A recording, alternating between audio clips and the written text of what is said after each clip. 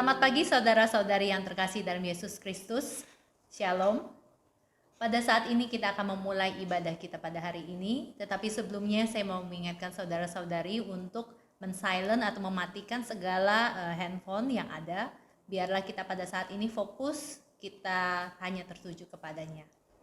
Mari kita mulai ibadah kita pada hari ini dengan bersaat teduh. Di dalam 1 Tawarik 29 ayat 11 sampai yang ke-13 dikatakan demikian.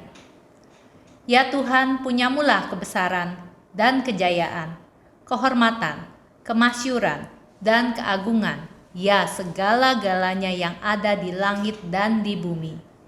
Ya Tuhan, punyamulah kerajaan, dan Engkau yang tertinggi itu melebihi segala-galanya sebagai kepala. Sebab kekayaan dan kemuliaan berasal daripadamu, dan Engkaulah yang berkuasa atas segala-galanya. Dalam tanganmulah kekuatan dan kejayaan, dalam tanganmulah kuasa membesarkan dan mengokohkan segala-galanya. Sekarang ya Allah kami bersyukur kepadamu dan memuji namamu yang agung itu. Amin. Ibadah ini kami buka atas nama Allah Bapa, Allah Putra, dan Allah Roh Kudus. Amin.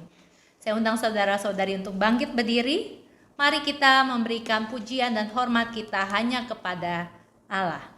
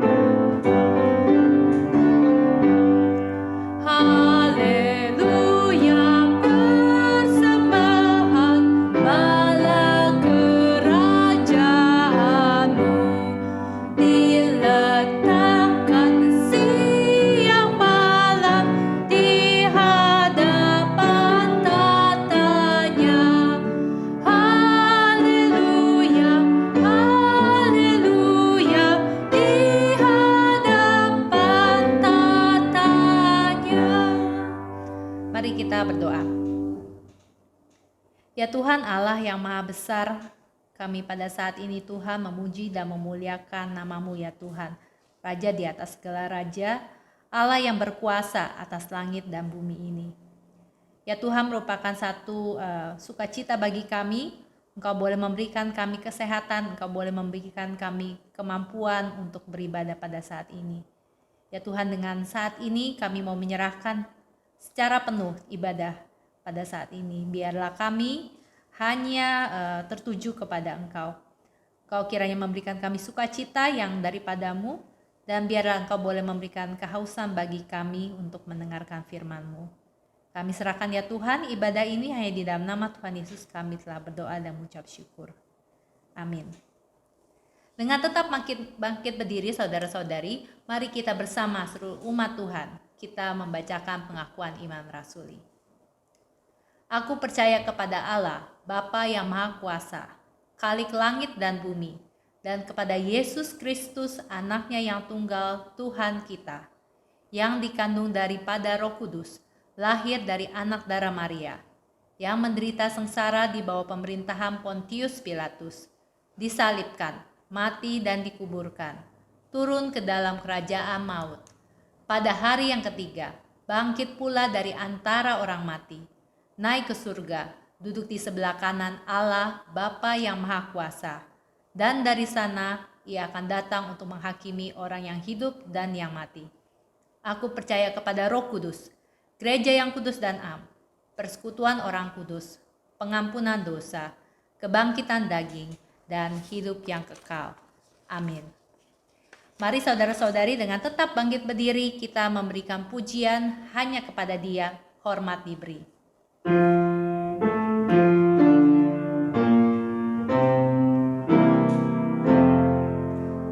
Hormat diberi bagi Bapa, Anak, dan Roh Kudus, dari mula sampai sekarang dan seterusnya, termulia.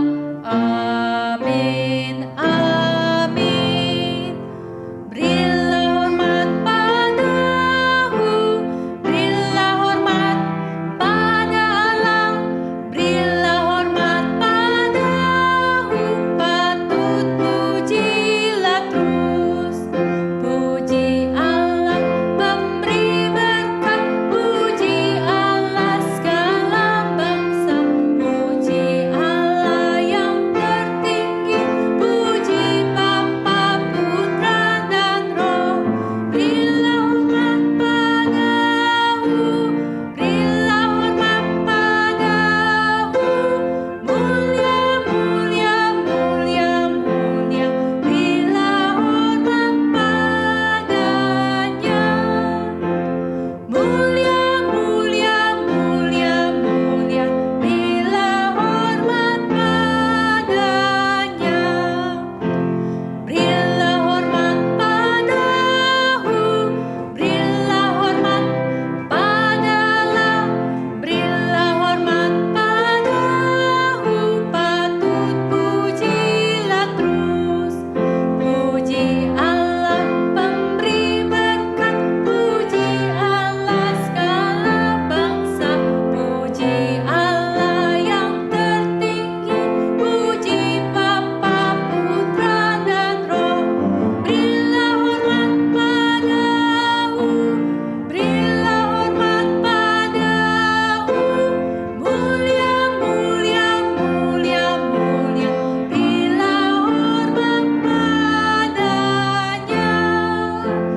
Mulia, mulia, mulia, mulia, berilah hormat padanya. Tuhan kita adalah Tuhan yang mulia dan Tuhan yang suci. Dan kita sadar kita sebagai manusia yang berdosa, kita gagal. Kita selalu tidak menomorsatukan Tuhan. Biarlah perkataan dari Mazmur 51 ayat 3 sampai 6 menjadi doa kita. Kasihanilah aku, ya Allah, menurut kasih setiamu. Hapuskanlah pelanggaranku menurut rahmat-Mu yang besar. Bersihkanlah aku seluruhnya dari kesalahanku, dan tahirkanlah aku dari dosaku. Sebab aku sendiri sadar akan pelanggaranku.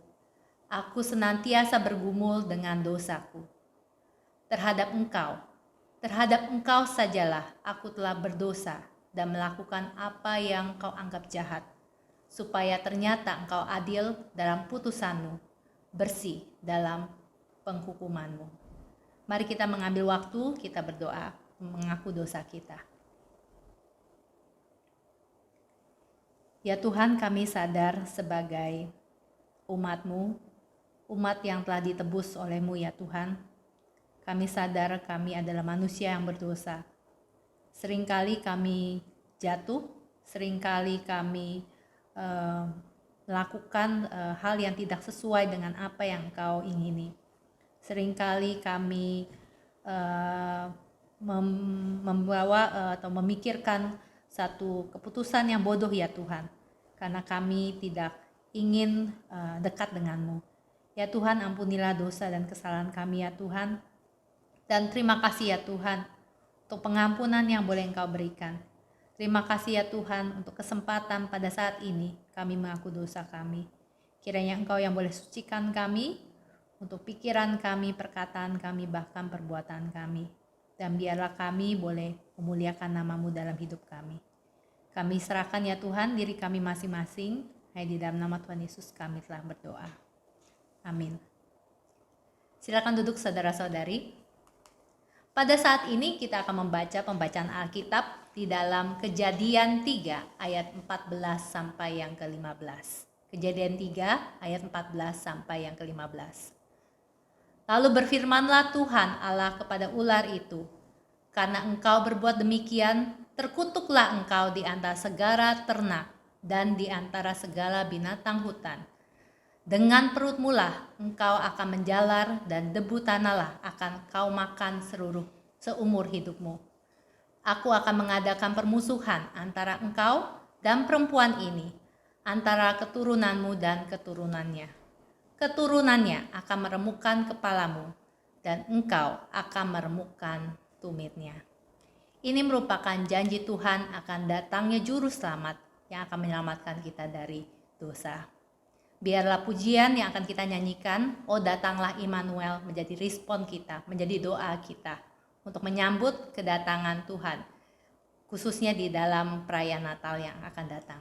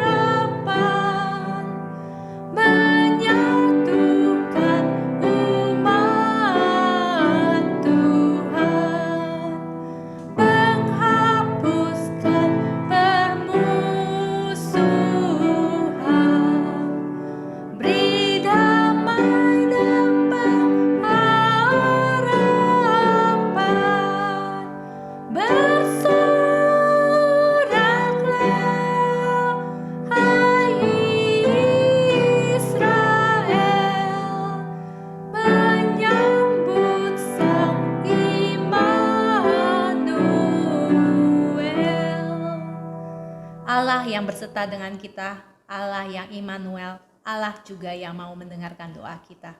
Mari saudara-saudari dengan bangkit berdiri, mari kita berdoa syafaat.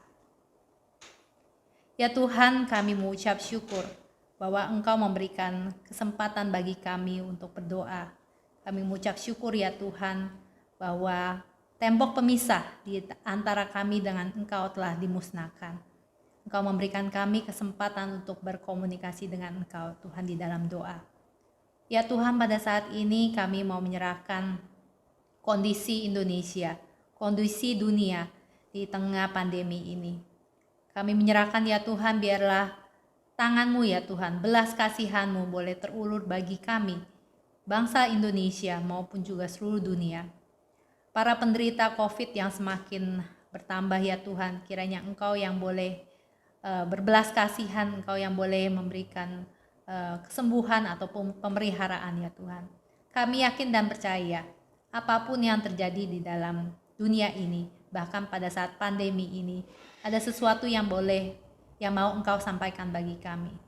Biarlah momen ini di dalam menghadapi pandemi ini, baik para penderita COVID maupun setiap kami ya Tuhan, boleh terarah kepadamu, boleh kembali kepadamu ya Tuhan. Kami tidak menyombongkan atas kemampuan kami, tapi kami boleh mengandalkan Engkau. Ya Tuhan, kami menyerahkan juga bagi yang berduka ya Tuhan, penderita COVID yang telah dipanggil Tuhan, yang telah meninggal ya Tuhan. Kami menyerahkan ya Tuhan, biarlah keluarga yang ditinggalkan, Engkau yang boleh memberikan kekuatan ya Tuhan bagi mereka. Kasih-Mu di dalam keluarga itu, dan Engkau yang boleh memberikan semangat yang baru ya Tuhan. Kami juga menyerahkan bagi para karyawan, para pekerja ya Tuhan yang harus bekerja di kantor di dalam masa pandemi ini ya Tuhan. Biarlah Engkau yang boleh memberikan kekuatan, Engkau juga yang boleh memberikan kreativitas untuk semangat ya Tuhan, untuk tidak putus harapan ya Tuhan, tapi biarlah mereka boleh berharap kepadamu.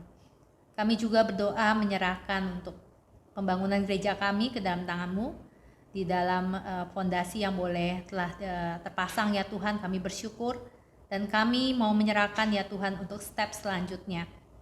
Kiranya Engkau yang boleh cukupkan dana yang akan dibutuhkan, Engkau boleh kirim orang-orang yang tepat ya Tuhan, bahkan juga untuk para material maupun peralatan yang dibutuhkan ya Tuhan, Engkau yang boleh sertai ya Tuhan.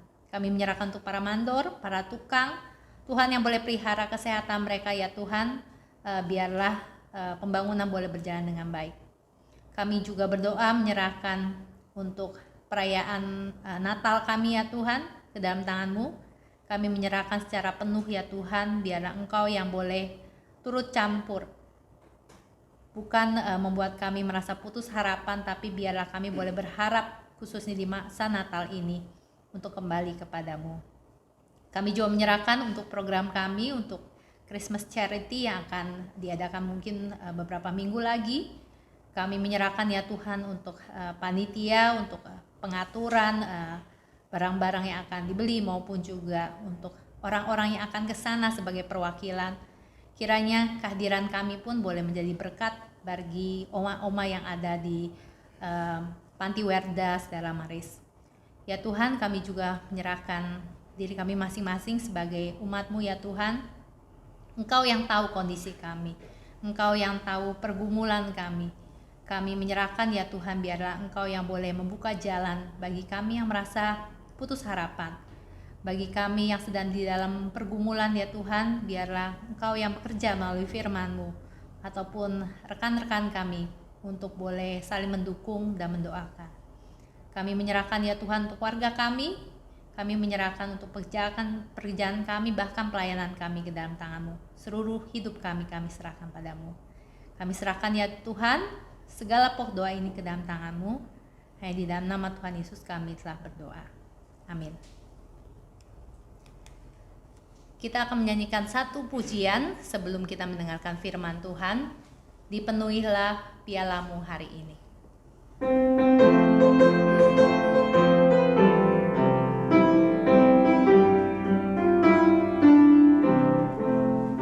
Rindukah kau hari ini bagi semua berkat-Mu dalam kehidupan?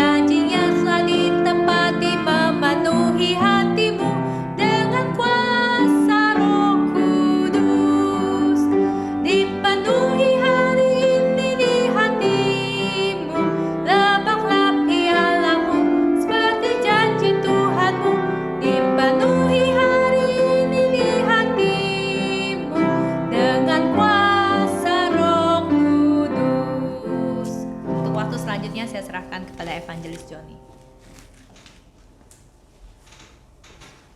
Selamat pagi saudara sekalian. Senang sekali kita bersama-sama beribadah pada pagi hari ini. Kita menyatukan hati untuk menekuk lutut kita dan kemudian membawa hati dan kehidupan kita ke hadapan Tuhan. Meskipun hari ini kota Jakarta kembali situasinya kembali memburuk ya, karena dengan jumlah korban Covid yang justru makin bertambah, tapi saya berharap saudara-saudara semua dalam keadaan baik-baik dan tetap di dalam perlindungan dan damai sejahtera Tuhan. Mari saudara, kita akan berdoa sebelum kita mendengarkan firman Tuhan. Tuhan Bapa kami yang surga, Tuhan yang maha pengasih dan maha penyayang, kami yang terus ingin bersandar kepada kebenaran Tuhan, bersandar kepada lengan Tuhan di dalam segala situasi yang kami hadapi.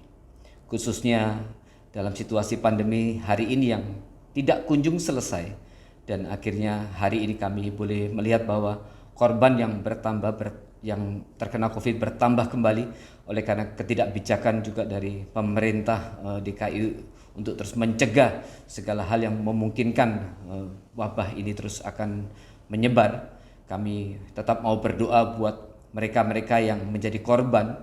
Kiranya Tuhan terus memberikan satu kekuatan, penghiburan, pemeliharaan kepada mereka.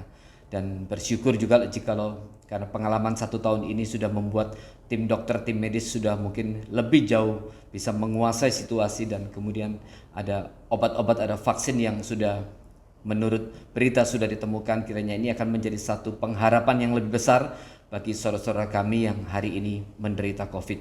Kiranya mereka tetap boleh menjalani hari mereka dengan satu semangat, supaya dengan demikian mereka tetap boleh memberikan satu perlawanan kepada penyakit, kepada virus yang ada di dalam tubuh mereka. Kami mau serahkan sekali lagi untuk semua tim dokter, tim medis yang menangani mereka ke dalam tangan Tuhan. Kiranya Tuhan sendiri akan memberikan kekuatan, penghiburan kepada mereka. Karena setelah 1 tahun mereka terus berjuang, kiranya mereka tidak mengalami satu kelelahan jasmani, kelelahan jiwa psikis yang membuat mereka akhirnya kurang bekerja dengan hati-hati.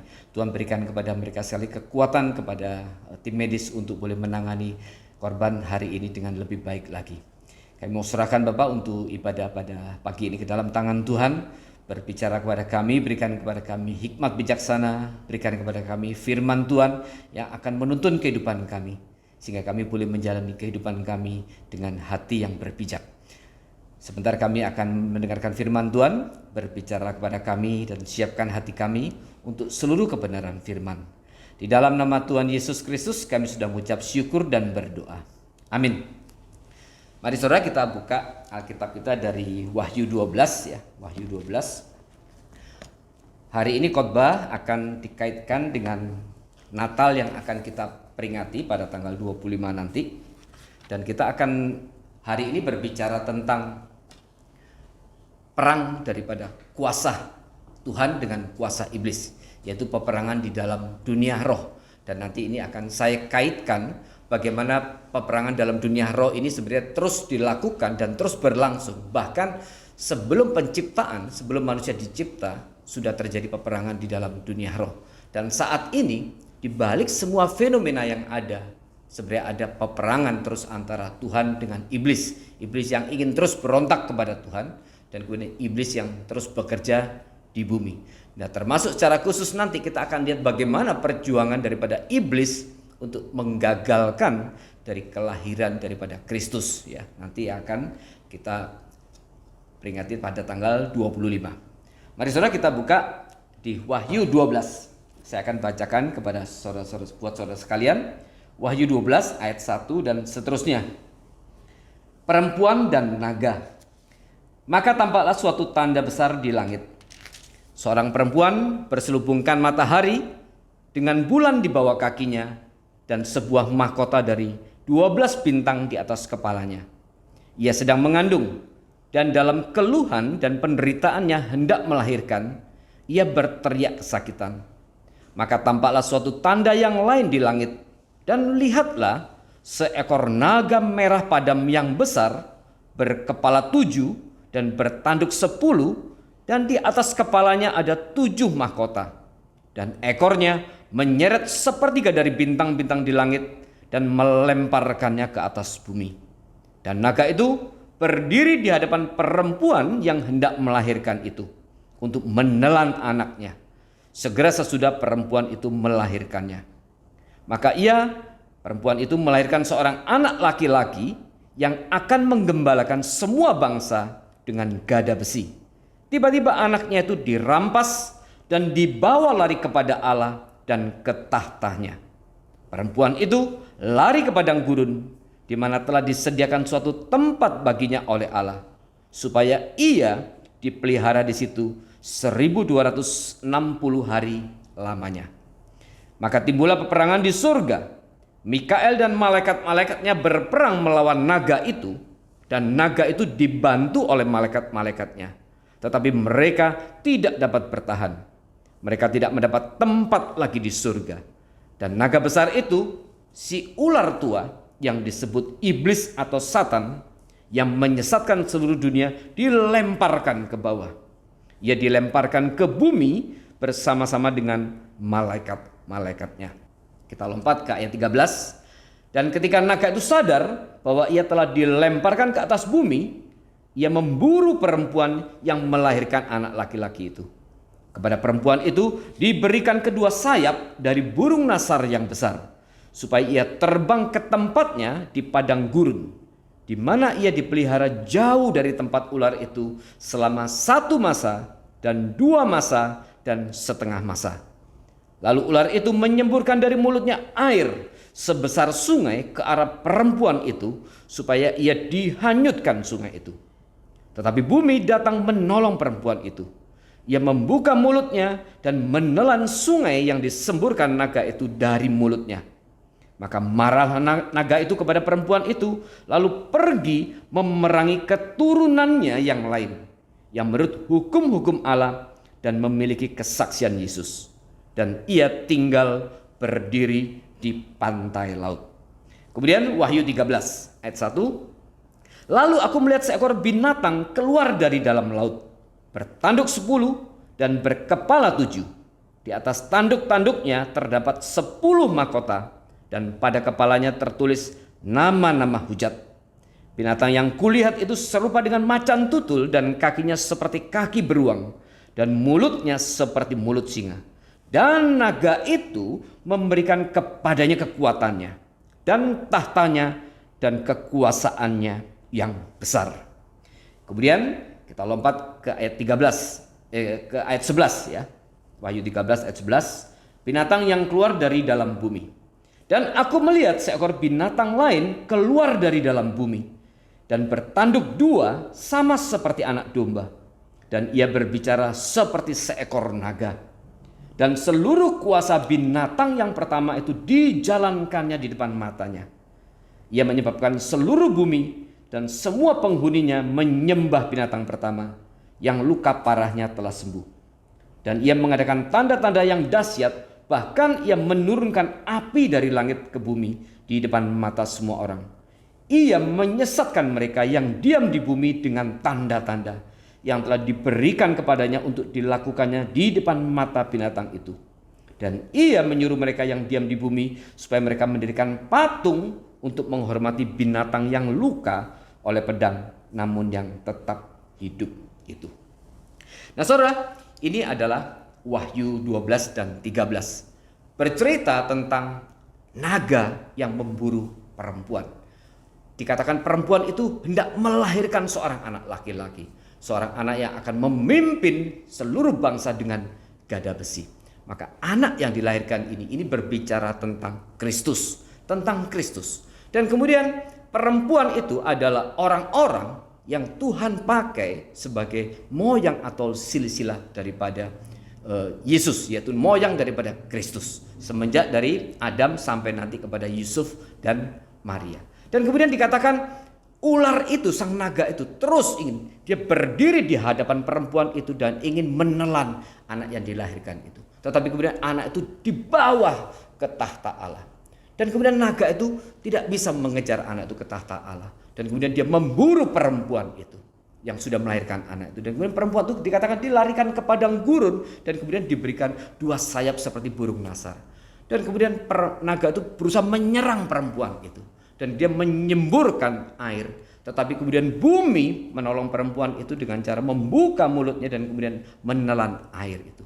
Tetapi si naga ini tidak kehabisan akal. Dia terus berjuang untuk mengalahkan. Kalau sekarang tadi dia tidak berhasil mengalahkan menelan anak yang dilahirkan, dia kemudian tidak berhasil mengalahkan perempuan yang melahirkan. Maka sekarang dia memburu semua keturunan perempuan itu yang menyembah Kristus.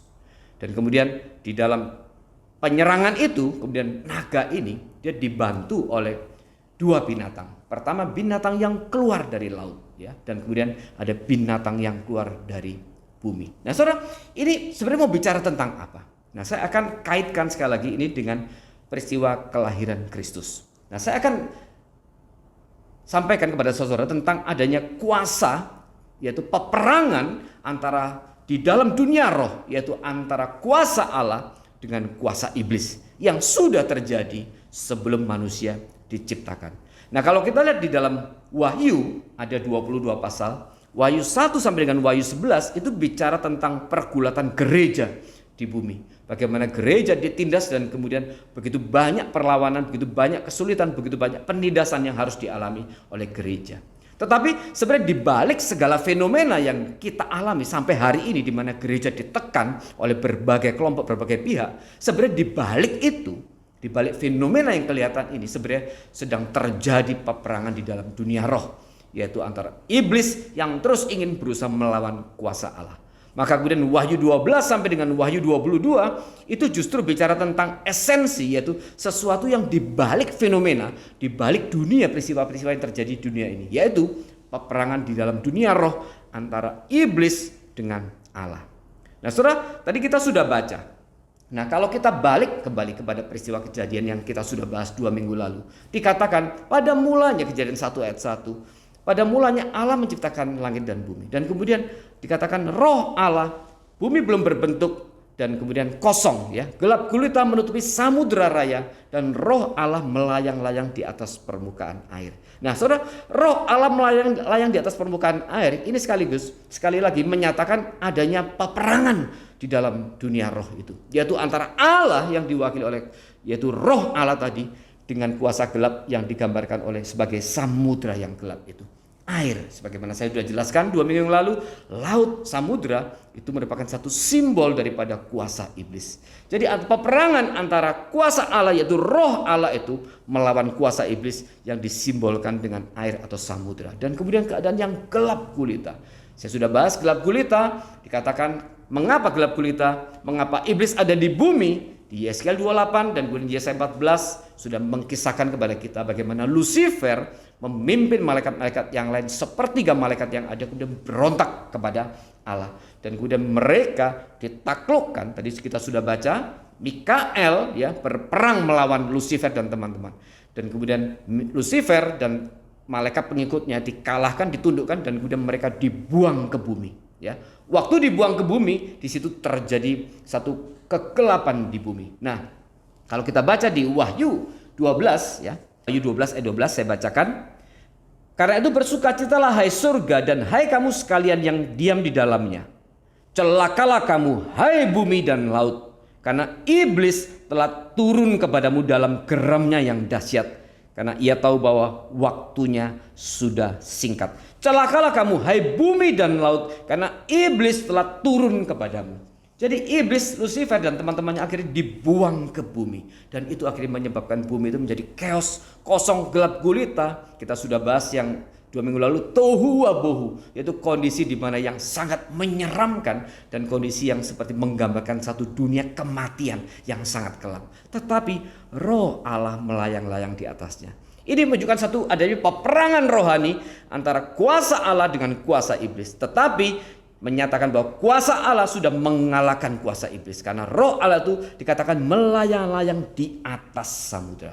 Istilah di atas berarti menyatakan bahwa roh Allah itu menaklukkan kuasa iblis. Nah, sekarang saya mau kaitkan perang dunia roh ini, ya, dengan peristiwa kelahiran Kristus.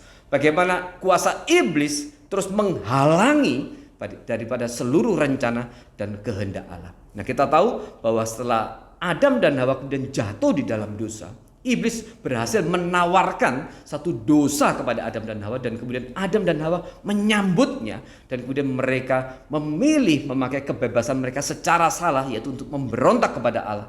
Maka kemudian manusia jatuh dalam dosa.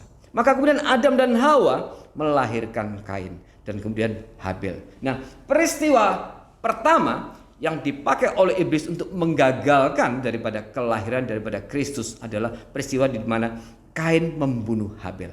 Ya, Kain membunuh Habil. Karena dikatakan Allah berkenan kepada Habil dengan persembahannya, dengan korbannya, tetapi Allah tidak berkenan kepada persembahan Kain. Maka kemudian iblis bekerja melalui Kain dan kemudian dia bunuh Habil. Di sini untuk sesaat iblis berpikir bahwa dia sudah menang. Karena Kain sudah berhasil membunuh Habil. Tetapi kemudian Allah memberikan anak ketiga kepada Adam dan Hawa, yaitu Set, ya. Dan kemudian melalui Set lah ini kemudian nanti darah daripada nenek moyang Kristus itu mengalir. Tetapi kemudian setan tidak berhenti berjuang. Maka kemudian dikatakan anak-anak daripada Set kemudian melihat bahwa anak-anak manusia itu keturunan Kain cantik-cantik. Dan kemudian terjadilah kawin campur daripada dua garis darah ini, yaitu garis darah orang berdosa yang diwakili oleh Kain dan kemudian garis orang benar yang diwakili oleh Set, ya. Tapi kemudian terjadi kawin campur, yaitu anak-anak keturunan Set menikahi anak-anak keturunan Kain.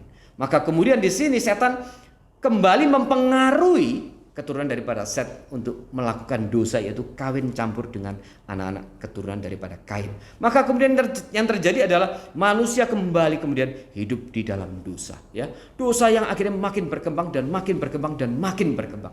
Maka kemudian Allah memusnahkan seluruh manusia dengan seluruh ciptaan di bumi dan kemudian hanya menyelamatkan satu keluarga, yaitu Nuh. Saudara bayangkan bahwa di dalam Kejadian itu dicatat bagaimana akhirnya seluruh manusia sudah berdosa.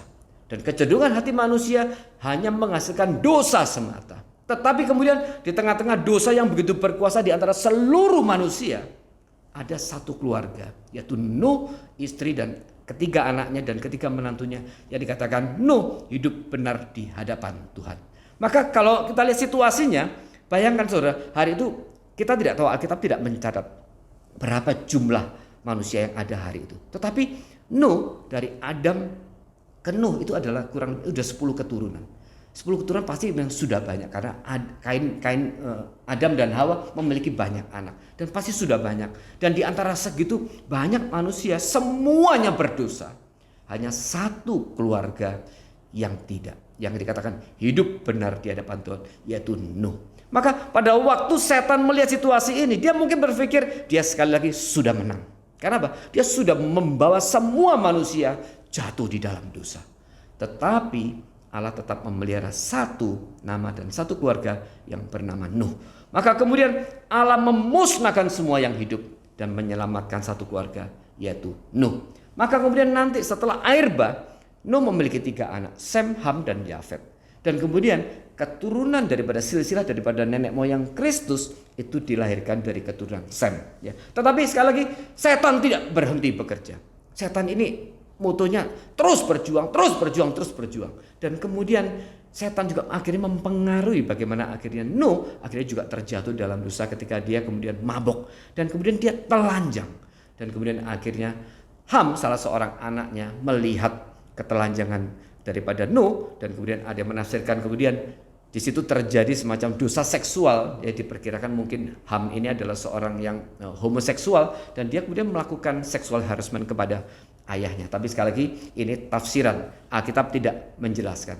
Tapi singkat cerita kemudian ada dosa kembali, justru diawali oleh Nuh, ya. Tapi kemudian Allah bekerja lagi dan kemudian setan bekerja dan Allah tetap bekerja. Maka kemudian Allah memilih Sem sebagai silsilah, sebagai nenek moyang daripada Kristus. Maka kemudian nanti melalui Sem itulah akhirnya nenek moyang Kristus. Nah saudara, setelah air bah maka kemudian terjadi penyebaran penduduk ke seluruh muka bumi, ya, diwakili oleh 3 anak daripada Nuh itu. Maka kemudian Alkitab membawa kita masuk di dalam zaman Abraham. Nah saudara, dikatakan Abraham itu menyembah, nenek moyang Abraham itu menyembah Baal, menyembah para dewa. Ya.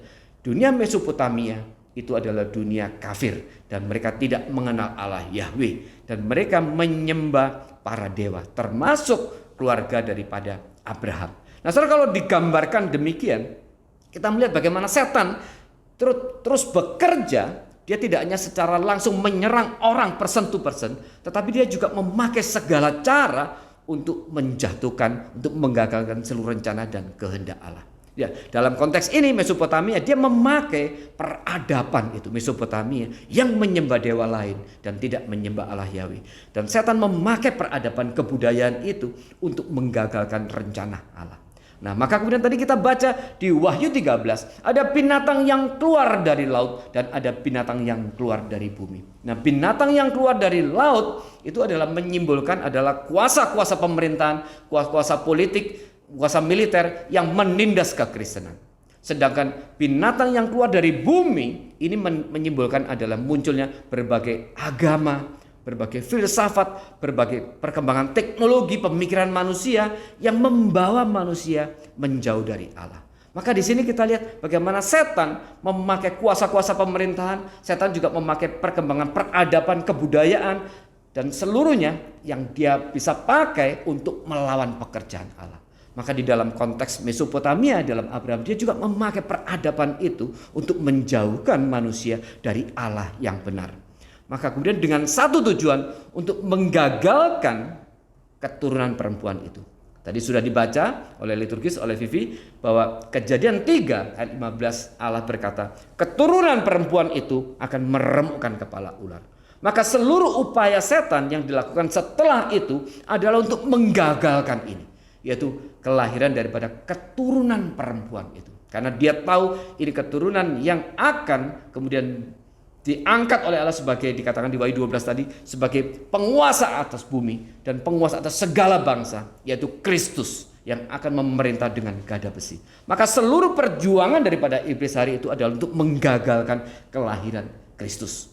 Maka kemudian Abraham dipanggil oleh Allah. Dan kemudian saudara perhatikan ini cara Allah memanggil Abraham. Sebelum panggilan jatuh kepada Abraham, dia memanggil Terah dulu. Terah itu keluar dari Ur Kasdim. Dan Ur Kasdim ini tempat kelahiran daripada Abraham. Di situ Abraham menikah, Abraham dibesarkan, dan di situ keluarga Abraham semua berada di situ. Dan kemudian panggilan pertama kali sebelum ke Abraham itu datang kepada Terah, yaitu ayah daripada Abraham. Tetapi kemudian Terah membawa keluarganya keluar dari Ur Kasdim, dan kemudian tapi hanya berhenti sampai di Haran, tidak sampai ke Kanaan. Dan kemudian dari Haran kemudian Allah memanggil Abraham.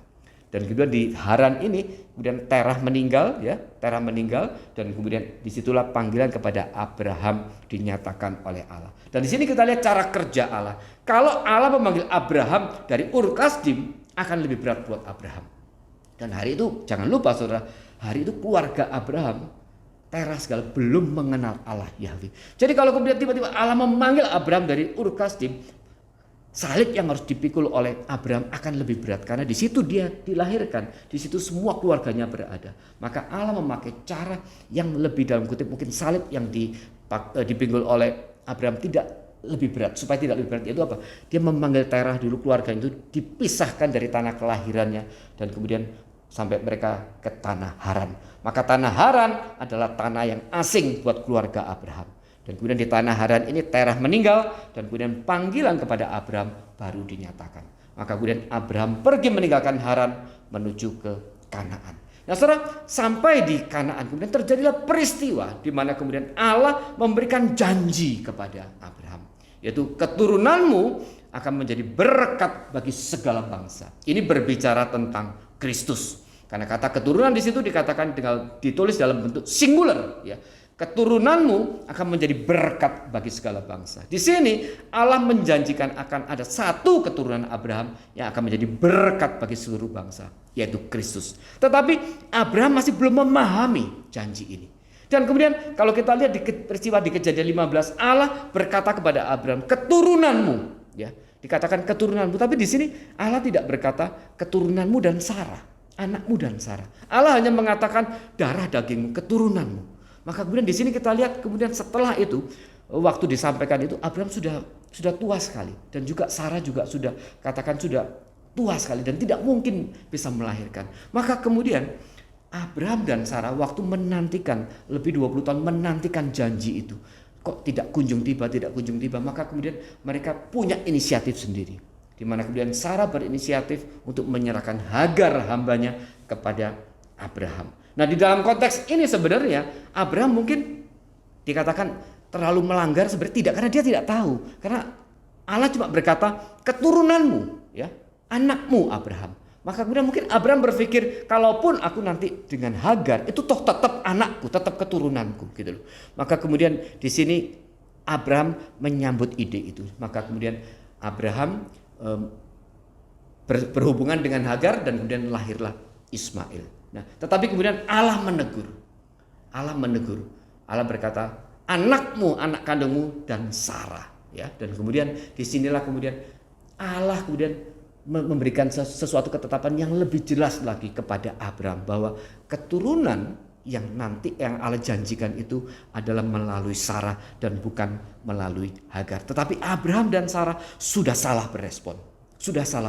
Nah, saudara, sampai di sini ya kita melihat, kalau tadi saya katakan cara kerja daripada setan ada beberapa macam. Yang pertama, kita sudah baca tadi di Wahyu 12. Setan melawan Allah dengan apa? Dengan melakukan satu konfrontasi langsung kepada Allah, ya, kepada Allah. Itu juga yang terjadi pada waktu Lucifer mempengaruhi malaikat-malaikatnya di surga memberontak kepada Allah. Jadi, cara Allah melawan Allah, cara iblis melawan Allah, yang pertama adalah dengan konfrontasi langsung, ya. Dan kemudian itu sudah dikatakan bagaimana tadi sin naga merah itu, dan kemudian Lucifer dan beserta malaikatnya berperang di surga melawan Mikael dan malaikat yang lain yang pengikut daripada Mikael. Jadi cara pertama yaitu konfrontasi langsung kepada Allah. Cara kedua, setan memakai segala hal yang ada di bumi, yaitu memakai kuasa pemerintahan, ya. Tadi dikatakan binatang yang keluar dari laut itu kemudian oleh si naga itu diberikan kuasa. Ya, berarti setan di situ memakai kuasa-kuasa pemerintahan dan kuasa-kuasa politik dan militer untuk menindas kekristenan. Dan kemudian setan juga dikatakan memberi kuasa kepada binatang yang keluar dari laut. Setan memakai agama-agama. Setan memakai perkembangan daripada peradaban manusia, teknologi, filsafat pemikiran manusia juga untuk melawan Allah. Di sini kita lihat cara setan bekerja. Konfrontasi langsung, kemudian dia memakai kuasa pemerintahan, kuasa politik, dia memakai perkembangan peradaban, memakai agama-agama lain, memakai filsafat, memakai teknologi untuk melawan Allah. Dan kemudian yang keempat, ya, setan juga dikatakan nanti di dalam kitab Wahyu, dia memiliki pengikut-pengikut, yaitu orang-orang yang punya tanda binatang. Jadi binatang-binatang ini punya pengikut. Binatang yang keluar dari darat, binatang yang keluar dari laut ini punya pengikut. Dan mereka ini yang akan terus melawan Allah. Dan kemudian nanti juga dikatakan ada pelacur Babel, yaitu Babel. Apa yang dikatakan dengan pelacur Babel? Pelacur Babel adalah digambarkan sebagai kemajuan daripada dunia yang kemudian memberikan tawaran-tawaran yang indah kepada orang-orang Kristen. Ya, misalnya tawaran daripada dunia yang materialistik, tawaran daripada keuangan, daripada finansial dunia, tawaran daripada segala kesenangan-kesenangan dunia, tawaran daripada kehidupan kota yang sangat maju. Itu menjadi pengaruh yang besar untuk membelokkan iman-iman orang Kristen untuk akhirnya mengarah kepada dunia. Ya, tetapi kemudian kalau kita lihat tadi dari peristiwa bagaimana Abraham dan juga Nuh, ternyata setan juga bisa mempengaruhi dalam kutip umat pilihan untuk dipakai dalam kutip untuk berespon secara salah kepada kehendak Allah. Nah, sebagaimana kemudian setan juga mempengaruhi Sarah, karena Sarah kemudian berpikir secara logis, dan Abraham, kita sudah tua, ya, sudah tua, tidak mungkin kita bisa melahirkan. Nah, ini saudara, kadang-kadang logika pikiran kita, ya, kadang-kadang bisa menjadi berhala dalam hidup kita. Pikiran logika yang tidak ditundukkan kepada kebenaran firman, maka pikiran itu bisa menjadi sesuatu yang melawan kehendak Allah. Bahkan sesuatu yang kita pikir itu sangat logis, ya, seperti Abraham dan Sarah. Mereka berpikir, gak mungkin lah, kita sudah tua, melahirkan dari mana, ya? Aku pun sudah dikatakan, Sarah pun sudah mati pucuk, ya. Dia sudah tidak mungkin bisa melahirkan. Satu kekuatan daripada logika manusia yang kemudian mengalahkan, menutupi daripada kemungkinan Allah melakukan satu mujizat besar di dalam hidup seseorang, seperti dilakukan oleh Abraham dan Sarah. Maka di sini daya pikiran, logika daripada Abraham dan Sarah itu juga dipakai oleh setan untuk menggagalkan daripada rencana Allah untuk kelahiran Kristus itu. Tetapi kemudian Allah sekali lagi intervensi, ya. Kemudian Allah intervensi dan kemudian Allah menegur Abraham. Dan kemudian Allah menyatakan janji, tahun depan Sarah akan melahirkan. Maka kemudian tahun depan lahirlah Ishak. Nah, saudara, ini berkali-kali ya, Abraham dan Sarah ini berkali-kali mengalami satu peristiwa di mana mereka berespon secara salah. Di dalam kisah perjalanan mereka, kemudian suatu saat Abraham seakan-akan mau menyerahkan Sarah kepada Fir'aun. Ya, ketika mereka masuk ke Mesir, kemudian Abraham berkata, Sarah, engkau cantik sekali. Kalau ditanya orang, jangan bilang engkau istriku. Kalau engkau bilang istriku, nanti aku dibunuh oleh mereka dan engkau diambil sama mereka. Bilang saja engkau saudaraku. Maka kemudian Fir'aun jatuh cinta kepada Sarah, karena memang Sarah dikatakan begitu cantik. Dan kemudian Abraham sekali lagi salah berespon terhadap kehendak Tuhan. Ya, dan kemudian dia menyerahkan Sarah itu kepada Fir'aun untuk keamanan dirinya sendiri. Tetapi sekali lagi di situ Allah kemudian intervensi, ya, dan kemudian Fir'aun menyadari kesalahannya dan kemudian dia menegur Abraham, kenapa engkau katakan saudaramu? Kemudian Abraham dengan jujur mengatakan, kalau aku katakan istriku, engkau akan bunuh aku. Dan kemudian Fir'aun melepas Abraham dan Sarah. Dan ini terjadi 2 kali. Yang kedua kali terjadi dengan Abimelek. Saudara perhatikan, waktu peristiwa dengan Abimelek, Sarah itu sudah berumur tua. Sudah tua sekali. Dan bagaimana Abimelek masih bisa suka dan terpesona dengan Sarah. Saudara bisa gambarkan, bayangkan betapa cantiknya Sarah. Ya. Dan kemudian Abimelek kemudian mengambil Sarah juga. Tapi kemudian sekali lagi Tuhan intervensi. Ya, Tuhan intervensi. Di sini kita lihat bagaimana Tuhan terus menuntun rencana dan kehendaknya supaya tetap itu jadi. Ya.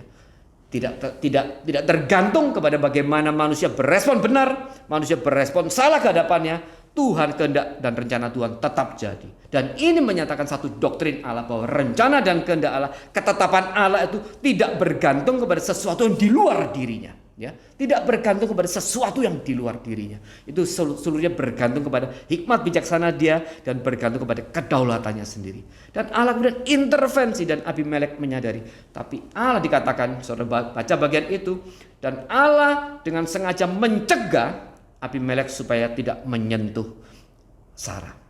Dikatakan, aku sengaja mencegah supaya Abimelek engkau tidak menyentuh Sarah.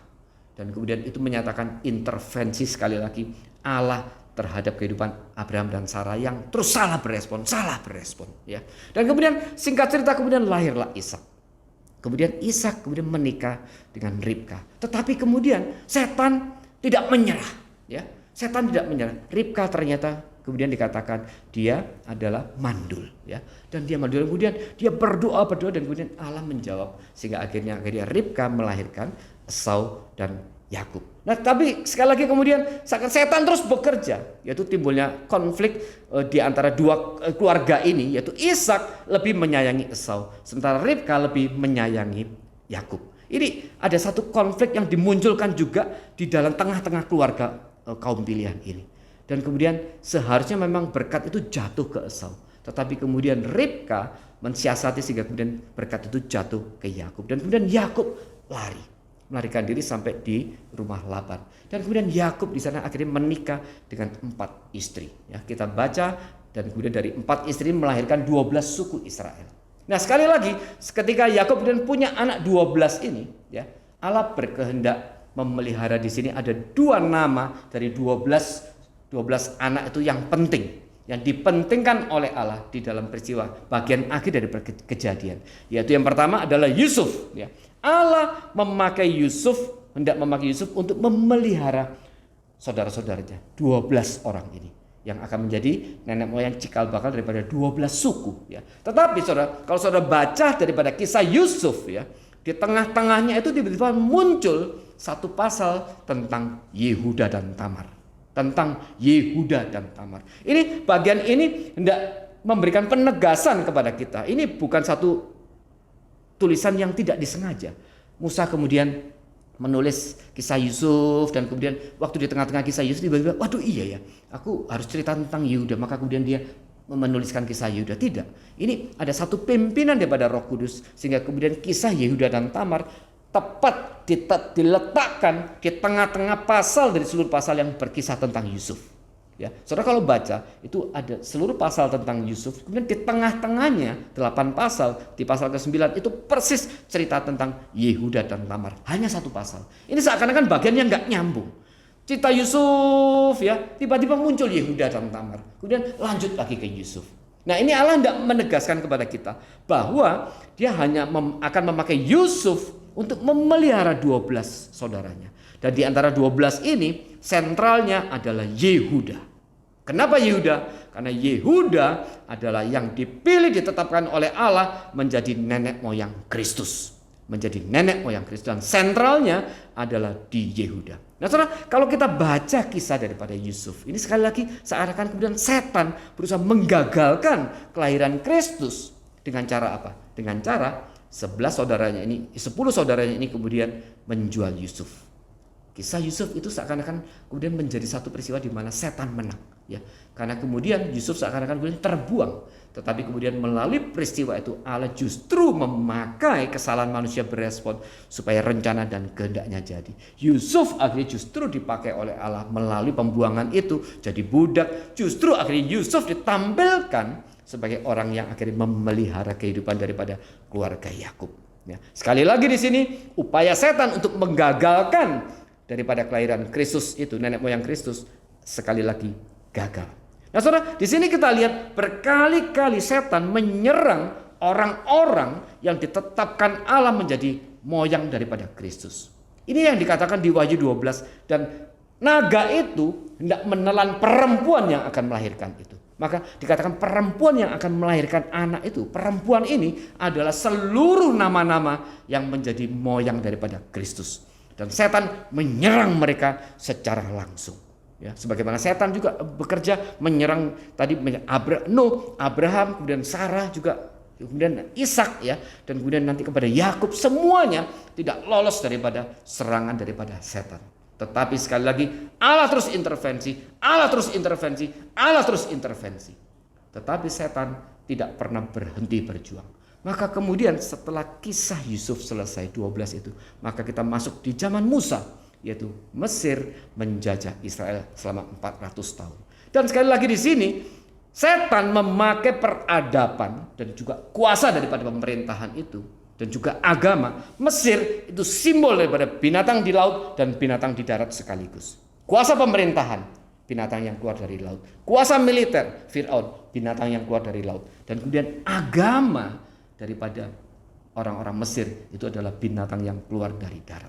Di mana kita lihat di sini binatang dari darat, binatang dari laut berkumpul ya, dan kemudian mereka hendak menaklukkan, menggagalkan rencana Allah dengan cara apa? Mereka menekan, menjajah orang-orang Israel.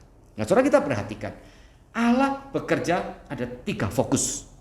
Yang pertama, ya kita tahu di seluruh alam semesta fokusnya adalah bumi. Dan di bumi fokusnya adalah manusia. Dan manusia kita bagi menjadi 2. Umat pilihan dan umat bukan pilihan. Dan Allah menjadikan manusia ini sebagai fokus dua-dua. Khususnya umat pilihan. Tetapi kita lihat di dalam silsilah daripada Kristus juga akhirnya nanti Allah juga memakai umat yang di luar Israel. Dalam perjanjian lama umat pilihan itu adalah Israel. Tetapi kemudian Allah juga memakai orang-orang yang selain Israel menjadi moyang daripada Kristus. Maka di sini kita lihat Allah bekerja melalui fokus kepada umat pilihan, kepada umat non pilihan juga, dan kemudian dari keduanya ini Allah secara khusus bekerja memakai orang-orang tertentu yang akan dipakai oleh Allah, ditetapkan oleh Allah menjadi moyang daripada Kristus. Nah, kita tahu di luar Israel, di luar suku Israel, moyang Kristus ada, ya ada, dikatakan ada Rut, ya. Kemudian nanti ada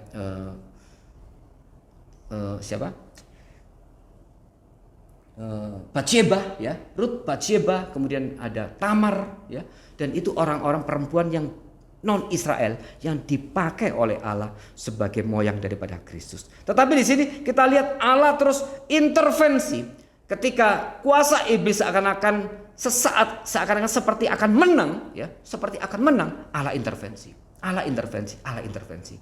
Maka kemudian melalui peradaban Mesir itu menggambarkan bagaimana kekuasaan daripada ular itu, sang naga itu. Dia memberikan kuasa itu kepada Firaun, kepada agama daripada yang disembah oleh orang-orang Mesir saat itu untuk menaklukkan, menguasai, menjajah daripada umat pilihan yaitu Israel. Tetapi kemudian Allah sekali lagi intervensi. Dan melalui Musa kemudian memanggil keluar Israel itu, keluar dari penjajahan Mesir. Nah sekali lagi saudara, waktu dikatakan seluruh pasukan Firaun dan tentaranya akhirnya ditelan oleh laut, itu sekali lagi menggambarkan bagaimana Allah menaklukkan kuasa iblis. Nah sekali lagi, di balik semua fenomena itu ada peperangan di dalam dunia roh antara Allah dengan iblis. Dan waktu dikatakan Firaun dan seluruh tentaranya itu akhirnya ditelan oleh laut di Laut Teberau itu, sekali lagi menggambarkan untuk sekian kalinya dalam Alkitab bahwa kuasa iblis itu ditaklukkan oleh kuasa Allah. Dan singkat cerita kemudian Israel keluar dari Mesir, dan kemudian dalam perjalanan itu iblis terus juga bekerja mengganggu mereka, ya, sehingga kemudian begitu banyak terjadi pemberontakan, dan singkat cerita kemudian akhirnya masuk ke dalam tanah Kanaan dipimpin oleh Yosua. Dan Musa kemudian tidak menginjakkan kakinya ke tanah Kanaan, tetapi kemudian Yosua. Dan setelah Yosua masuk ke zaman para hakim. Di situ dikatakan setiap orang melakukan apa yang menurut pendapatnya benar.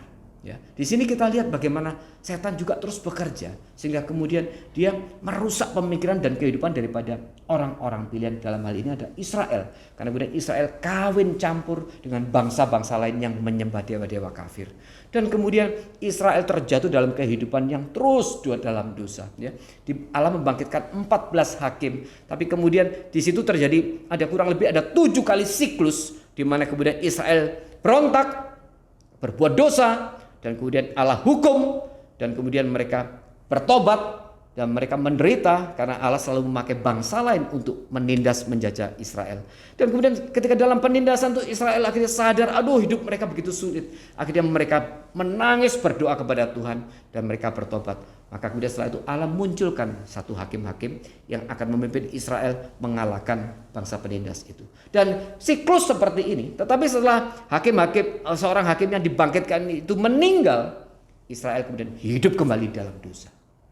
Dan siklus ini terjadi kurang lebih 7 kali di dalam kitab Hakim-Hakim. Tetapi kemudian di dalam kisah latar belakang kitab Hakim-Hakim itu muncullah kisah daripada Rut yang pernah sudah kita bahas 4 minggu yang lalu. Rut dan Boas. Di situ dimunculkan kisah Rut dan Boas karena Rut dan Boas adalah moyang daripada Kristus. Moyang daripada Kristus. Di sini kita lihat lagi bagaimana di tengah kekacauan daripada kehidupan orang Israel yang tidak lagi taat setia kepada Allah, Allah tetap intervensi, melakukan memelihara orang-orang tertentu. Allah ikut campur intervensi secara langsung menjaga orang-orang yang ditetapkan sebagai moyang daripada Kristus. Maka selain Allah mengarahkan setiap orang yang ditetapkan menjadi moyang Kristus, Allah juga terus mengarahkan Israel supaya Israel akhirnya boleh menjadi seperti apa yang Allah kehendaki. Di sini kita lihat tangan Allah terus bekerja, memimpin, dia menguasai jalannya peradaban dan sejarah manusia.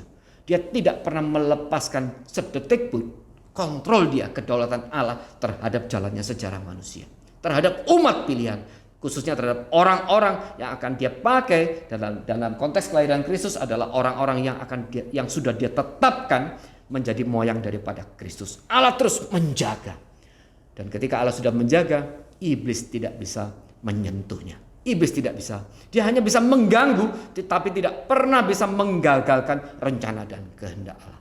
Maka kemudian Israel masuk di dalam, setelah hakim-hakim masuk di dalam zaman raja, teokrasi. Raja pertama Saul dipakai sekali lagi oleh setan untuk menggagalkan, untuk membunuh salah satu moyang Kristus yang penting, yaitu siapa? Daud. Ya. Tercatat 2 kali Saul melempar lembing kepada Daud, hendak membunuh Daud. Dan peristiwa itu diawali dengan kisah bagaimana Allah kemudian menarik rohnya dari Saul. Ya.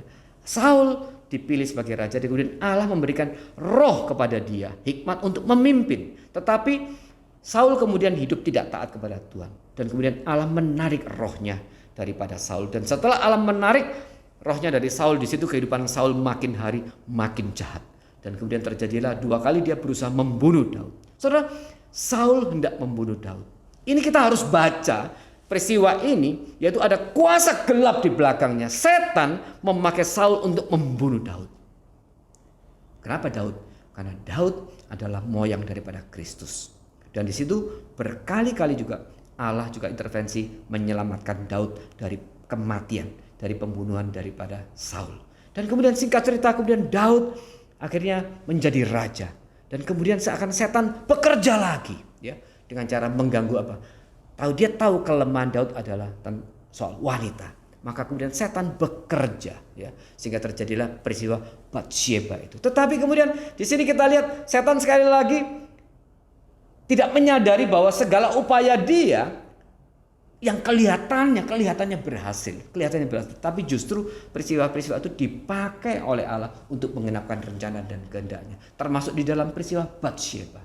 Dan singkat cerita kemudian akhirnya justru daripada Daud dan Batsheba itu nanti menjadi cikal bakal daripada moyang daripada Kristus. Nah, singkat cerita kemudian Israel masuk dalam masa kerajaan setelah Daud, kemudian Salomo, dan kemudian akhirnya Israel hidup dalam ketidaktaatan, akhirnya pembuangan Asyur, pembuangan Babel, dan kemudian kita akhirnya kembali kepada kisah di mana orang Israel kembali dari pembuangan dan masuk kembali ke Yerusalem. Mereka membangun bait Allah. Dan kemudian Allah sekali lagi memakai satu nama yang menjadi keturunan daripada Daud, yaitu Zerubabel. Nah, saudara, saya ingin ajak saudara-saudara melihat di dalam masa kerajaan ini ada satu peristiwa di mana seakan-akan hari itu sebenarnya setan sekali lagi seakan-akan sudah menang, ya, yaitu di dalam mana? Di dalam peristiwa Ratu Atalia. Siapa Ratu Atalia? Ratu Atalia adalah anak daripada Isabel, Ahab dan Isabel. Dan kemudian mereka punya anak perempuan yang bernama Atalia. Nah, kita lihat dalam peristiwa 2 Raja-Raja 11. Ini seakan-akan hampir sekali lagi setan berhasil menggagalkan rencana Allah. Mari kita lihat 2 Raja-Raja 11. Saya akan bacakan buat saudara sekalian ayat 1 dan seterusnya. Ketika Atalia, ibu Ahazia, melihat bahwa anaknya sudah mati, maka bangkitlah ia membinasakan semua keturunan raja. Saudara, perhatikan ya, semua keturunan raja. Artinya ini juga semua bicara tentang keturunan daripada Daud, ya, keturunan daripada Daud, anak-anak yang dari silsilah daripada darahnya Daud.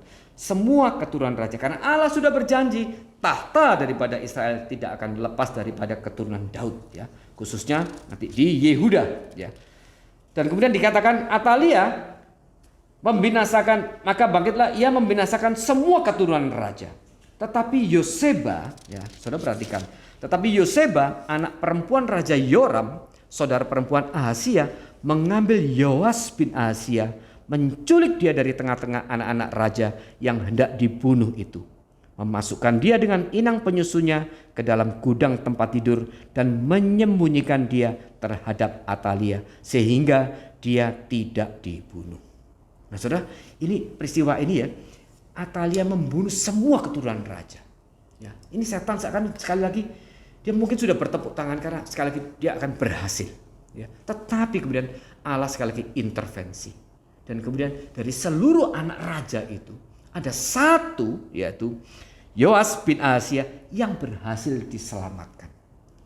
Ya, dan kemudian Yoas ini kemudian menjadi raja waktu berumur 7 tahun. Dia umur 7 tahun sudah menjadi raja. Ini sekali lagi Allah intervensi. Atalia juga Ahab dan juga ibunya daripada Atalia, Isabel, dipakai sekali lagi oleh setan untuk menggagalkan rencana Allah. Dan kemudian termasuk Atalia yang bermaksud membunuh semua keturunan raja. Tetapi sekali lagi Allah intervensi.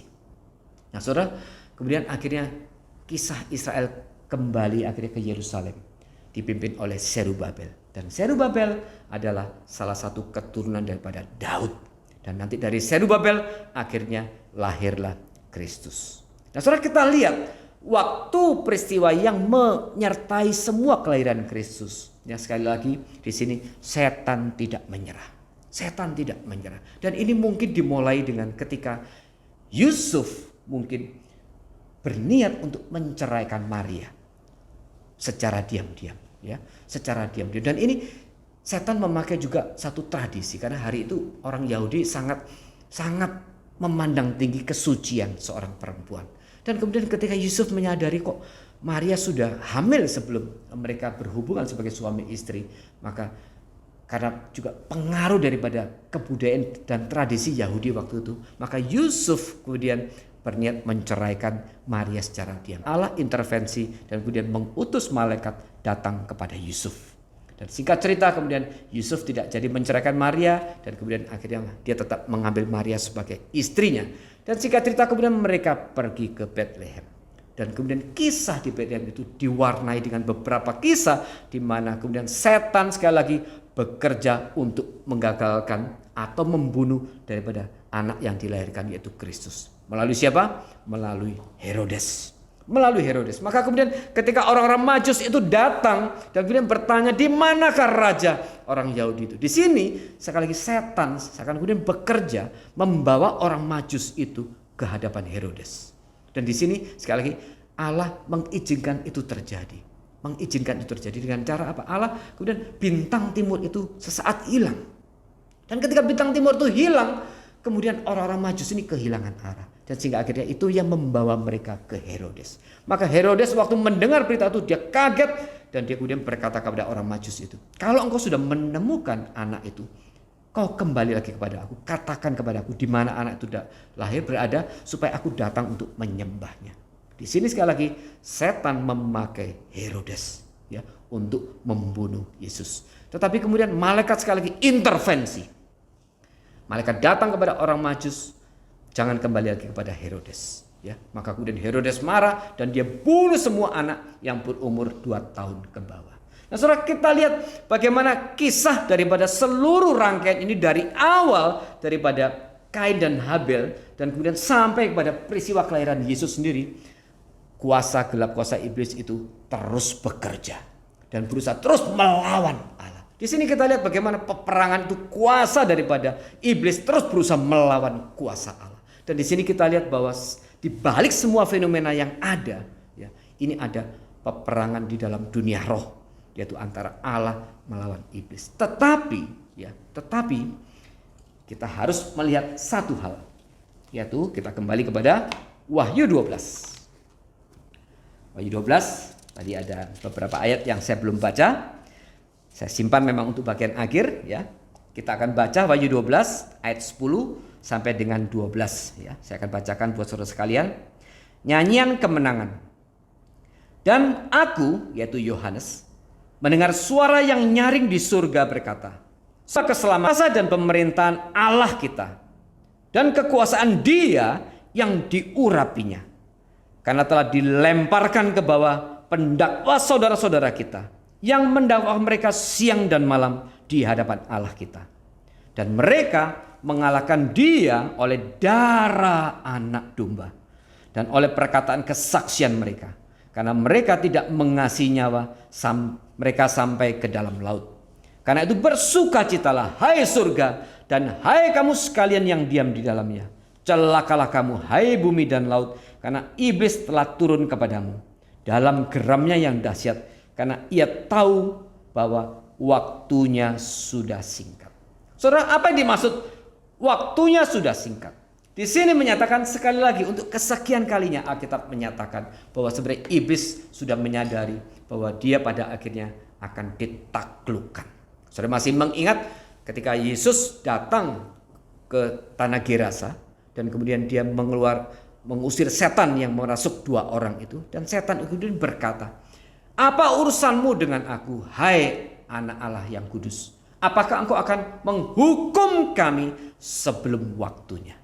Ya, apakah engkau akan menghukum kami sebelum waktunya? Di sini sekali lagi dikatakan waktunya sudah singkat. Iblis sudah mengetahui bahwa dia akan ditaklukkan. Pada akhirnya dia akan ditaklukkan. Dan waktunya itu sudah sangat singkat. Dan melalui ucapan daripada iblis kepada Yesus tadi, dia mengetahui bahwa saatnya akan tiba, mereka akan dihakimi. Ya, saatnya akan tiba, mereka akan dihakimi. Ini harusnya menjadi kekuatan bagi kita. Ya, meskipun kita sekarang menyadari bahwa melalui renungan hari ini, kita mengetahui ada kuasa roh kuasa iblis yang terus bekerja di muka bumi ini. Dan ini karena Adam dan Hawa sudah jatuh dalam dosa. Nah, saudara sekali lagi perhatikan, waktu sebelum Adam dan Hawa diciptakan, setan sudah ada, iblis sudah ada di bumi. Ya. Tetapi setelah penciptaan sekali lagi dikatakan Allah melihat segala sesuatunya sungguh amat baik. Ya, kenapa ada iblis, ada kuasa iblis di bumi, tetapi Allah tetap melihat segala sesuatunya sungguh amat baik. Kenapa? Karena di situ menyiratkan satu prinsip, yaitu selama manusia hidup taat kepada Allah, setia kepada Allah, maka iblis itu seperti singa yang nggak ada taringnya. Dia hanya bisa mengaum, tapi nggak bisa menyerang. Dia nggak bisa gigit kita, dia nggak bisa membunuh kita. Ya, oleh karena itu di Kejadian dikatakan Allah melihat segala sesuatunya sungguh amat baik. Meskipun ada kuasa iblis, meskipun ada ular di Taman Eden itu, tetapi selama Adam dan Hawa hidup di dalam ketaatan kepada Allah, maka kuasa iblis itu adalah nothing. Itu tidak bermakna apa-apa, tidak punya arti apa-apa. Tetapi sayangnya kemudian Adam dan Hawa kemudian terpengaruh oleh tawaran daripada iblis itu. Jadi sekarang bagaimana dengan kita? Kita kembali kepada satu pengharapan, satu keyakinan pada saatnya kemenangan akan dinyatakan kepada kita. Dikatakan di surga sudah ada satu sukacita sorak kemenangan. Dan pada saatnya Allah akan menaklukkan iblis itu. Dan Allah akan membangkitkan kita. Dan kemudian kita akan hidup selama-lamanya bersama dengan Allah. Sementara iblis dengan seluruh pengikutnya, yaitu mereka yang menolak Kristus sebagai Tuhan, akan masuk di dalam hukuman kekal. Dan ini adalah sesuatu kepastian yang mutlak. Ini ada satu pengharapan yang terus Alkitab juga berikan berkali-kali kepada orang-orang Kristen di masa awal yang mereka hidup dalam penderitaan, dalam kesulitan. Jangan gentar, jangan undur iman. Tabahlah, kuatkan hatimu. Karena saatnya nanti akan tiba di mana kemenangan itu akan dinyatakan. Dan ini kiranya boleh menjadi satu pengharapan bagi kita. Bahwa kemenangan yang Kristus sudah janjikan kepada kita, itu akan menjadi satu kekuatan bagi kita untuk menghadapi segala kuasa iblis. Kuasa iblis yang bekerja apa? Melalui pemerintah, ya, melalui kuasa pemerintah atau melalui agama-agama yang lain, atau melalui perkembangan peradaban, melalui teknologi, melalui kesenangan-kesenangan dunia yang ditawarkan kepada kita. Mari kita terus bertahan. Dan bagaimana prinsip supaya kita bisa mengalahkan kuasa iblis? Bagaimana kita bisa mengalahkan segala godaan dunia? Mari kita lihat di Yakobus 4. Yakobus 4, kita akan baca ayat yang ke-7 ya. Karena itu tunduklah kepada Allah dan lawanlah iblis, maka ia akan lari daripadamu. Mendekatlah kepada Allah dan ia akan mendekat kepadamu. Ini kata kuncinya. Bagaimana supaya kita tetap bisa bertahan dari segala serangan dan godaan iblis? Tunduk kepada Allah. Mendekatlah kepada Allah. Dan kita terus harus sepanjang kehidupan kita terus berusaha melakukan segala hal yang menyenangkan Tuhan. Melakukan segala pekerjaan Allah. Kita terus membina satu relasi yang dekat dengan Tuhan. Karena itu adalah kata kunci di mana kita bisa menaklukkan iblis itu. Saudara, di balik semua fenomena dan kehidupan kita ada kuasa iblis yang tetap terus bekerja. Yang diizinkan oleh Tuhan untuk sementara bekerja di atas bumi. Menguasai bumi. Tetapi jangan lupa, sebagaimana kita sudah bahas, Allah tidak pernah meninggalkan kita. Dan Allah terus berdaulat memimpin sejarah manusia. Allah terus berdaulat memimpin kehidupan kita supaya seluruh rencana dan kehendaknya tetap boleh digenapkan. Pertanyaannya, di mana bagian kita? Apakah kita juga akan menyediakan diri kita, hidup kita untuk dipakai oleh Allah untuk mengenapkan seluruh rencana dan kehendaknya? Saudara, sebentar lagi kita akan memperingati Natal. Dan kalau kita lihat kelahiran Kristus, tadi sebagaimana saya sudah kisahkan, dari awalnya sudah begitu banyak tantangan dan perlawanan dari iblis. Iblis yang ingin terus menggagalkan kelahiran daripada Kristus. Dan waktu nanti Kristus sudah dilahirkan, dia pelayanan, tuh iblis terus berusaha menggagalkan daripada pelayanan Kristus. Kita tahu, kemudian percobaan di padang gurun, iblis mengkonfrontasi langsung Kristus. Ya, iblis mengkonfrontasi langsung dengan memberikan cobaan-cobaan kepada Kristus, tetapi Yesus kemudian berhasil menaklukkannya. Dan kemudian lebih celaka lagi, kemudian iblis tidak menyerah, dia memakai malah salah seorang rasul yaitu Yudas untuk menggagalkan pelayanan daripada Kristus. Saudara, ini kita yang harus hati-hati. Ya, iblis bisa memakai bahkan orang-orang yang sudah Allah tetapkan, sebagaimana kita sudah bahas tadi, mempengaruhi Nuh, mempengaruhi Abraham dan Sarah, mempengaruhi Daud, ya, dan setiap moyang daripada Kristus itu dipengaruhi juga oleh iblis supaya mereka boleh berbelok daripada jalan Allah. Ya, termasuk akhirnya Yudas. Saudara, ini satu hal yang kadang-kadang kita sulit mengerti. Kenapa Allah juga mengizinkan salah seorang rasulnya yang dipilih oleh Yesus sendiri justru akhirnya menyerahkan diri kepada kuasa iblis. Tetapi ini menjadi satu peringatan bagi kita. Hati-hati. Kita juga kalau tidak setia kepada Allah, maka kemudian kita bisa sangat mungkin dipakai oleh iblis untuk menggagalkan rencana dan kehendak Allah. Saudara, ini yang harus kita renungkan. Di mana posisi kita saat ini? Apakah kita sudah betul-betul berada di dalam tangan Allah dan kemudian kita menyerahkan hidup kita untuk dipakai oleh Allah? Atau sebaliknya tanpa disadari kita sedang menyerahkan diri kita secara perlahan-lahan kepada tangan iblis. Dengan cara apa? Dengan cara kita akhirnya tergoda oleh segala hal yang ditawarkan oleh dunia. Di dalam kitab Yakobus mengingatkan, jangan engkau tertipu oleh segala godaan dunia. Jangan engkau tertipu oleh segala hal-hal keindahan yang ditawarkan kesenangan-kesenangan dunia. Dan saudara, mari kita berhati-hati. Kadang-kadang iblis itu menggoda kita, menjatuhkan kita dengan cara yang tidak drastis. Dia perlahan-lahan. Dia pengaruhi dulu pikiran kita. Ya, perlahan-lahan kemudian pikiran kita berbelok daripada arah kerajaan surga dan kemudian kita mulai melirik dunia. Kita mulai menikmati kesenangan-kesenangan dunia. Kita mulai mengabaikan pekerjaan Tuhan dan kemudian kita mulai memakai waktu dan tenaga kita lebih sibuk untuk hal-hal yang sifatnya duniawi dan sifatnya tidak berkaitan dengan pekerjaan Allah. Kemudian kita mulai dikhawatirkan dengan apa? Waduh, nanti bagaimana ini keuanganku, finansialku, ya. Karena finansialku, kalau aku tidak usaha ini, maka gimana nanti finansialku? Kita dibikin khawatir yang berlebihan.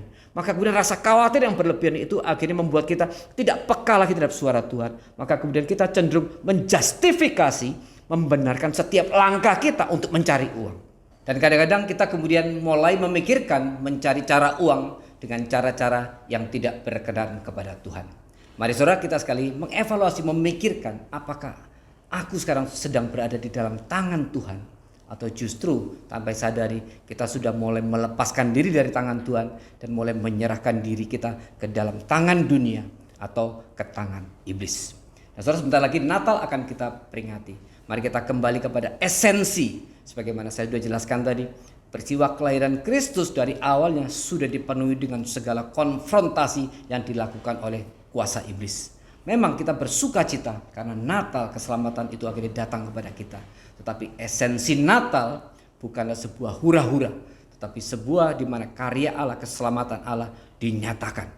Dan melalui kisah tadi kita menganggap ini satu kelahiran yang sangat serius, di mana setan terus berusaha menggagalkannya, bahkan dengan cara kalau perlu dia membunuh orang-orang yang sudah ditetapkan oleh Allah menjadi moyang daripada Kristus. Mari saudara, kita kembali kepada esensi Natal yang benar. Kiranya Tuhan memberkati kita semua. Mari kita berdoa. Tuhan, terima kasih untuk firman Tuhan yang boleh dibagikan. Mengingatkan sekali kepada kami adanya satu kisah peperangan di dalam dunia roh, yaitu antara kuasa Allah dengan kuasa iblis. Kuasa iblis yang terus ingin menyerang dan menggagalkan seluruh rencana dan kehendak Allah. Kuasa iblis yang juga terus menyerang daripada umat pilihan Allah. Memakai dunia dengan segala tawarannya, memakai agama, memakai kuasa-kuasa pemerintahan, kuasa politik untuk terus menyerang dan menggagalkan daripada seluruh rencana dan kehendak Allah. Tetapi kami bersyukur karena Allah sudah menyatakan melalui kebenaran firman, pada akhirnya Allah akan menaklukkan kuasa iblis. Dan kemenangan, kemuliaan yang sempurna itu akan diberikan kepada kami yang boleh bertahan terus di dalam iman akan Kristus. Kiranya Engkau terus memelihara kami dan kami terus boleh berpegang kepada Tuhan. Sebagaimana dikatakan di dalam Yakobus, untuk melawan iblis kami harus terus tunduk kepada Allah. Kami terus harus dekat kepada Allah. Kami harus terus mengutamakan Allah di dalam kehidupan kami sehari-hari. Terima kasih Bapak, di dalam nama Tuhan Yesus Kristus kami sudah mengucap syukur dan berdoa. Amin. Mari saudara kita memberikan persembahan ya. Kita angkat pujian ke tempat yang tertinggilah.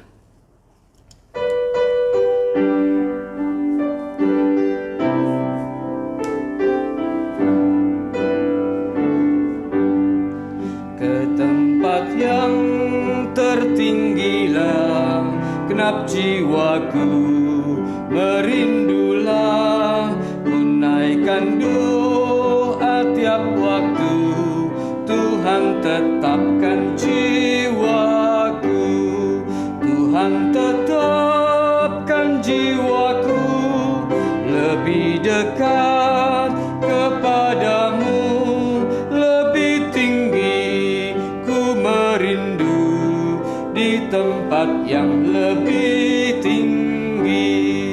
Akan ku tinggalkan dosa serta usaha yang hampa, dengan penuh percayaku tempat yang tinggi ku tuju. Tuhan tetapkan jiwaku lebih dekat kepadamu, lebih tinggi ku merindu di tempat yang lebih tinggi.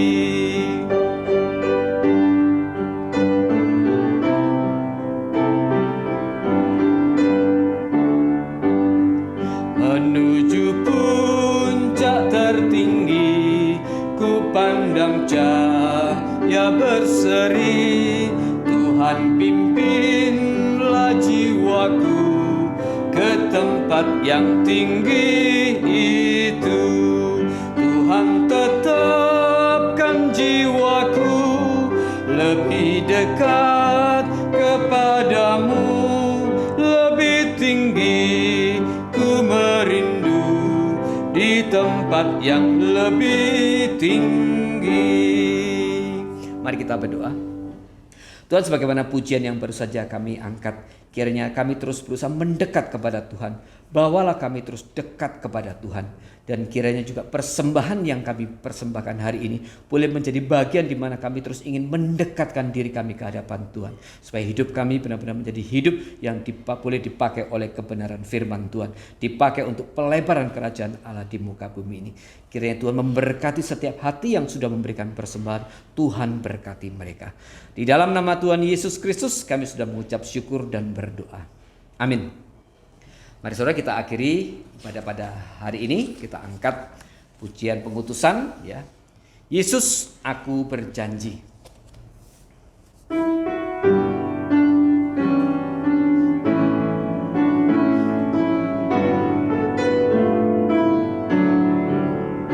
Yesus, aku berjanji menjadi hamba-Mu, tinggallah dekat aku, Tuhan sahabatku.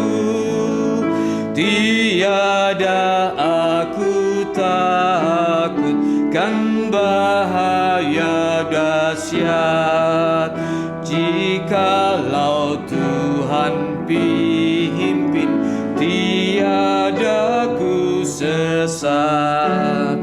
Ya Yesus, kepadaku berikanlah sabdamu, suaramu yang lemah tenangkan hatiku, hiburkan daku selalu, ku mau taat padamu. Firman-Mu beri tuntunan, Kaulah pelindungku. Mari kita bangkit berdiri.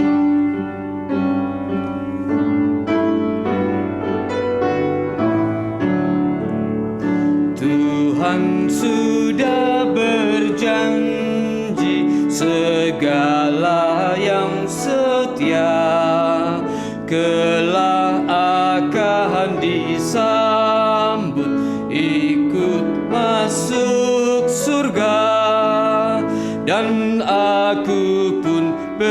janji padamu mengabdi, kiranya kelak ku ikut ke surga abadi. Mari kita persiapkan diri untuk doa berkat. Kiranya damai sejahtera, anugerah dan kasih karunia dari Allah Bapa, keselamatan dan cinta kasih yang dari Allah Anak, yaitu Yesus Kristus, yang sudah mati di atas kayu salib menebus dosa-dosa kita, dan yang sudah bangkit dan naik ke surga menyediakan tempat terindah buat kita. Dan di dalam nama Allah Roh Kudus yang terus memimpin kita, menghibur kita, memberikan kekuatan kepada kita, menegur kita. Hari ini kiranya berkat dari Allah Bapa, Allah Anak dan Allah Roh Kudus tercurah bagi kita dan akan terus menyertai kita sampai kita bertemu dengan Tuhan muka dengan muka. Amin. Doksologi.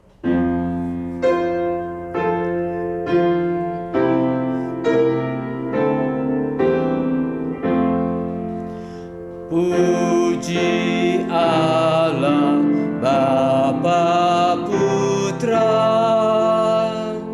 puji Allah Rohul Kudus, ketiganya Yang Esa. Pohon selamat sumber berkat.